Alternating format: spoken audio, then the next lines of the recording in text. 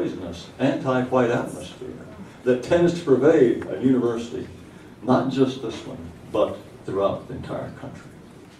And so to conclude, I'd just like to repeat really the two main points that I made, and that is, when every other group is encouraged and has the right to organize, whether it's on national lines, ethnic lines, racial lines, but only whites stir up organization, that itself is reason to wonder what's going on.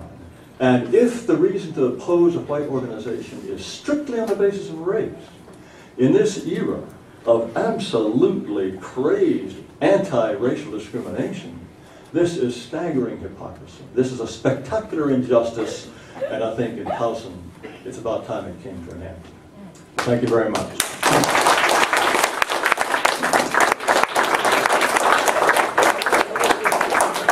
Yes, the question. Oh, Mr. Taylor. Yes, I'll be happy to take questions. Okay. And Mr. Feinbach will swing by with a microphone. If we can do this in an organized fashion, if people could just form a line in the center, I'll be holding the microphone and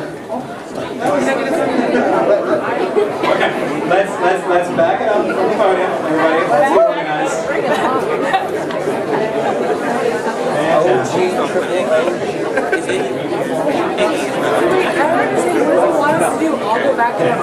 Excellent. Diversity is bad. Okay. That's probably good. If you could, no, this is fine, and please, if you could make it a question, please. Yeah, we're not looking for any speeches, ladies and gentlemen, just a quick question.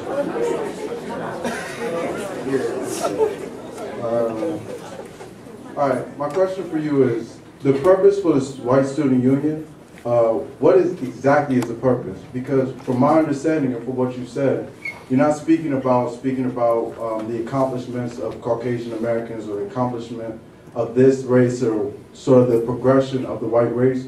You're more so speaking, from my understanding, as so much as the Caucasian race being the dominant race. And I had some key points, but because he said questions, that's why. But no. I do have key points I would like to ask, but that's my main thing. What is the purpose of this group? I don't care that it's a white organization, it could be an Asian group.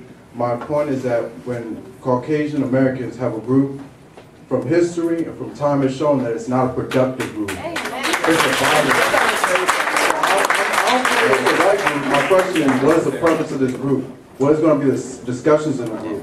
Well, I'm not going to be organizing this group. I'm saying that as a general matter, whites have clear interests that it behooves them to defend. Now, none of the interests that I talked about had anything whatsoever to do with dominating anybody, not one of them. And it'll be ultimately Matt Heimbach who sets the tone for this group, but I can assure you that he has no interest whatsoever in wanting to dominate anybody or anything. Next question.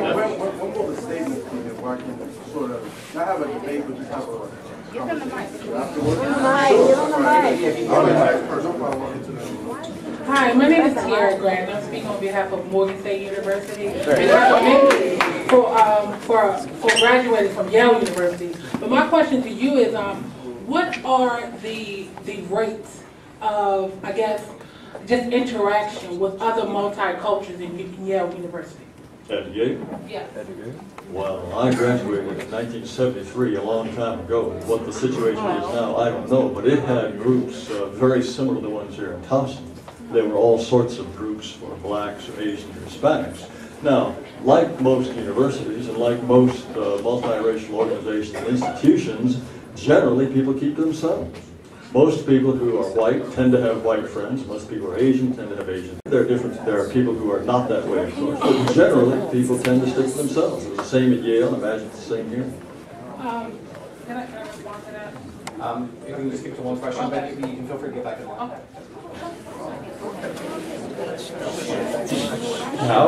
What is race? Because I think it would be interesting to note that when my family came here, we were not classified as white. Where did your family come from? Italy. You were always white. Well, You were always white. Europe is white people. I think when people talk as though, excuse me, when people talk as though race is some sort of psychological construct or a sociological optical illusion, they only bring it up in this kind of context of delegitimizing any kind of white organization. No one, when black people want to organize and make a black group, nobody says, hey, you can't do that. There's no such thing as black. When Asians do that, no one says, no, there's no such thing as Asians. It's only when white people wish to organize. So it's, no, well, what's race anyway? Well, aside from that particular issue, everyone understands perfectly well what race is. Now, there may be some vague cases along the margins. Egyptians, I don't really consider them white, but the Census Bureau does. But the only time this notion of race being some sort of sociological optical illusion comes up is in an attempt to delegitimize any effort of whites to organize to defend their own interests. Hi, Jacob Baker, CCBC Gainesville. I was wondering, what did you mean by the term "our country," considering that you're not Native American, and this is.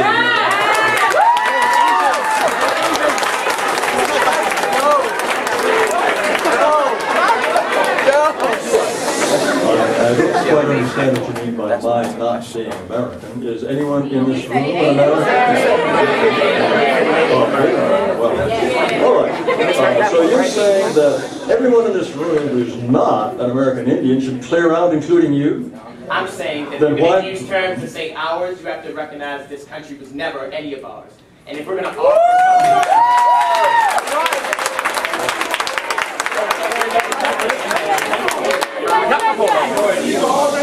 Excuse me.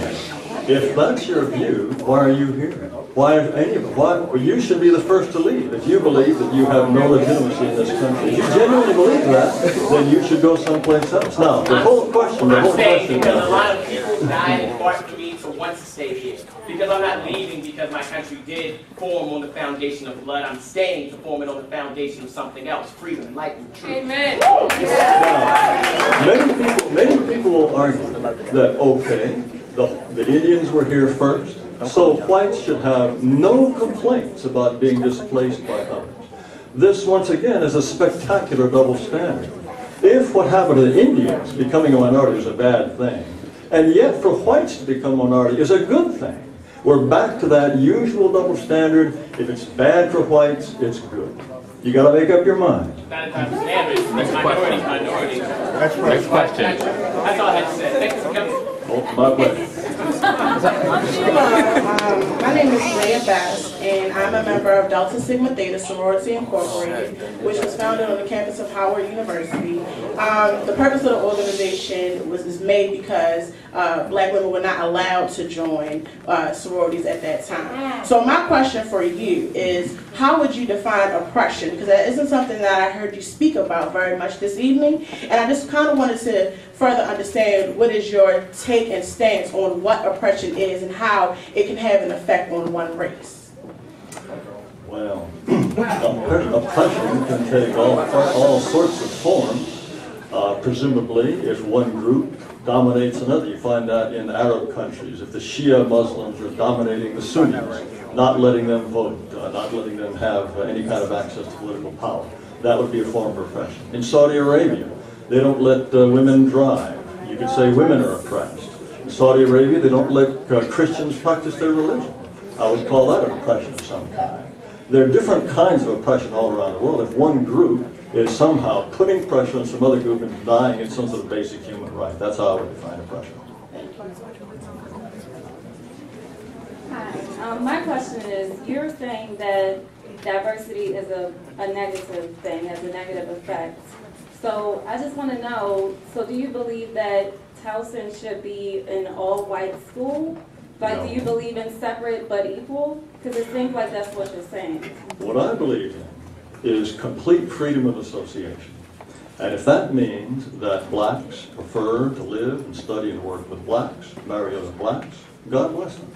If whites prefer to do that, they should have that right too. Now, for those who wish to live lives that are completely mixed, they should have that right too. All I'm saying is that most people, given the choice, will prefer the company of people like themselves. You'll find that in churches, for example. 90% of American churches are at least 85% one race. That's because when people are not forced by government or university or some kind of authority to mix in this diverse way, by and large, they prefer to be separate. Now, if people wish to mix, that's their business. All I'm saying is, if people wish to be separate, they should have that right, whether they're black, white, Asian, or anything at all. Ray Windbush, Morgan State University. Yes. Mr. Taylor, people classified as white, such as yourself, comprise a global white minority, only comprising about 8 to 10% of the world's population. Do you think that any of your white supremacist ideology arises out of your conscious insecurity of being a part of a genetic minority when it comes to skin color? In other words, do you have a fear of a black planet?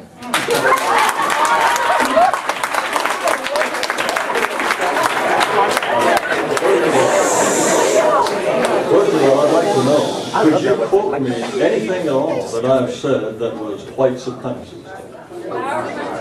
No, let him speak, please. What have I said this evening? One thing that strikes you as white supremacist. Well, you know, the previous speaker said about our country, this country belongs to Native Americans. My ancestors weren't allowed, we were taken by your ancestors. Wait. What did I say? What did I just said it.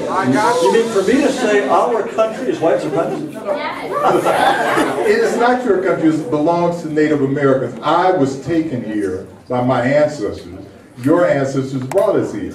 This is not, it belongs to Native Americans. African Americans have recognized that for many, many years. Well, then that's why I want to know, why do they stay? If you insist it belongs to Indians, why do you stay? Look, first of all, the whole idea of white supremacy, there is nothing that I've said that indicates any kind of desire to dominate anybody else. White supremacy, if it has any meaning at all, presumably means that whites wish to rule over others. I have absolutely no desire to do that. As I said before, I believe in freedom of association. Basically, I think white nations should be left alone. That's all I'm saying, just left alone. That has nothing whatsoever to do with any kind of supremacy. I just think that one of the problems I have with white supremacists like yourself is that you have an absence of a knowledge of history. You clearly don't understand how history works, rather with regard to white supremacy. What I must say to you is, if despite